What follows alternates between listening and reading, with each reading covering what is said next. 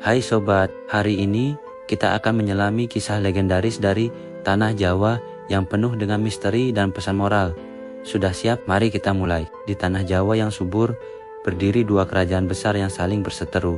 Kerajaan Pengging dan Kerajaan Prambanan. Pengging dipimpin oleh Prabu Damarmaya yang bijaksana, sementara Prambanan diperintah oleh Prabu Baka, raja raksasa yang terkenal dengan kekuatan dan kekejamannya. Saat memasuki istana Prambanan yang megah, mata Bandung tertuju pada sosok cantik jelita, Putri Roro Jonggrang. Suatu hari, putra mahkota Pengging yang gagah berani, Bandung Bondowoso, berhasil mengalahkan Prabu Baka dalam pertempuran besar. "Wahai putri, sudilah menjadi permaisuriku," pinta Bandung dengan penuh harap. Roro Jonggrang yang cerdik tahu bahwa Bandung adalah pembunuh ayahnya. Dengan bijak ia menjawab, "Baiklah, tapi ada syaratnya. Bangunkan aku 1000 candi dalam semalam. Jika berhasil, aku akan menjadi istrimu." Ia mengumpulkan para dayangnya untuk menumbuk padi dan membakar jerami. Suara gaduh ini membuat ayam-ayam berkokok, mengira hari telah pagi.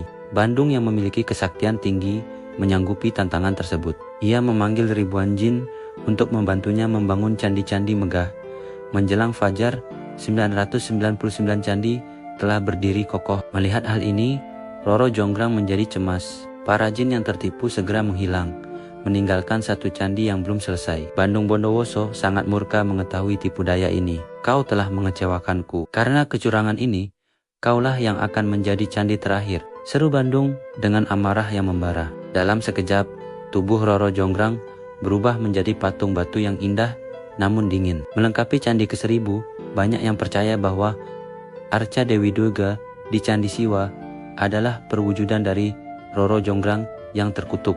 Hingga kini, patung tersebut masih berdiri megah di kompleks Candi Prambanan. Nah sobat, begitulah kisah Roro Jonggrang yang mengajarkan kita bahwa dendam dan kebohongan hanya akan membawa kemalangan.